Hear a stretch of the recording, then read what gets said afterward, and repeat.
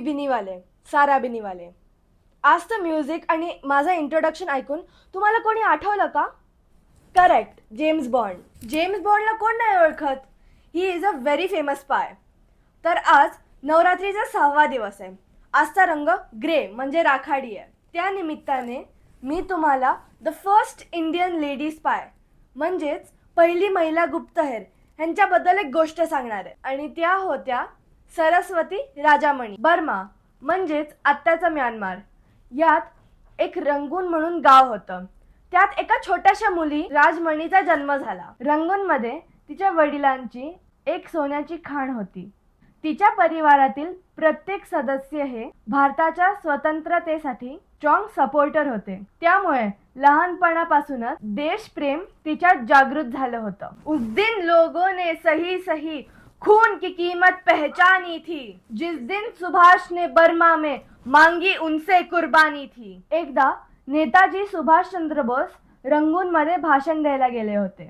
त्या भाषणाचा 16 वर्षांच्या राजमणीवर एवढा जबरदस्त प्रभाव पडला की ती तडक घरी गेली आणि आपल्या सगळ्याचा सगळ्या सोन्यांच्या दागिन्याचा ज्वेलरी बॉक्स घेऊन आली आणि देश सेवेसाठी हे माझे धन वापरा असे तिने सुभाषचंद्र बोस ह्यांच्या हातात तिचा ज्वेलरी बॉक्स देऊन सांगितलं. नेताजींना वाटलं की या मुलीनी आवेशात येऊन आपले सगळे आभूषण मला देऊन टाकले, ते परत करावे म्हणून ते तिच्या घरी गेले. तेव्हा राजमणी मात्र तिच्या निर्णयावरती ठाम होती आणि म्हणाली की हे सगळेचे सगळे दागिने तुम्ही तुमची सेना उभारायला वापरावे. हे ऐकून नेताजी खूप इम्प्रेस झाले आणि म्हणून त्यांनी तिचं नाव सरस्वती असं ठेवलं.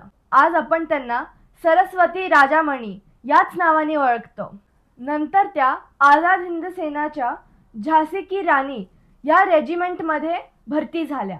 तिथे त्या गुप्तचर किंवा स्पाय म्हणून काम करायला लागल्या.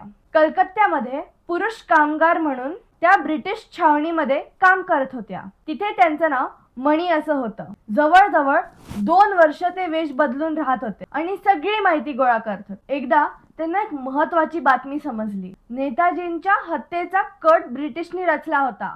तो कट गुप्तहेर सरस्वती राजामणी आणि तिच्या सहकार्यांनी उधळून लावला. राजामणी ह्यांच्या एक महिला सहकारींना ब्रिटिश अधिकाऱ्यांनी बंदी बनवून ठेवलं. राजामणी विचार करू लागल्या. तिला सोडवायचं तर होतच, पण कसं? त्यांनी एक योजना आखली. राजामणींनी नर्तिकेचा वेश घेतला आणि त्या ब्रिटिश छावणीत घुसल्या. त्या अधिकाऱ्यांना ड्रिंक्स सर्व्ह करताना त्यांनी त्याच्यात गुंगीचं औषध टाकलं आणि आपल्या साथीदारांची सुटका केली. पण तेवढ्यात एक ब्रिटिश सैनिकाच्या लक्षात आलं. त्या दोघी पळून जात असताना त्या ब्रिटिश सैनिकांनी त्यांच्यावरती गोळी झाडली. ती त्यांच्या पायाला लागली, पण तरीही त्या पळत राहिल्या आणि नंतर त्या दोघी एका झाडावरती चढून बसल्या.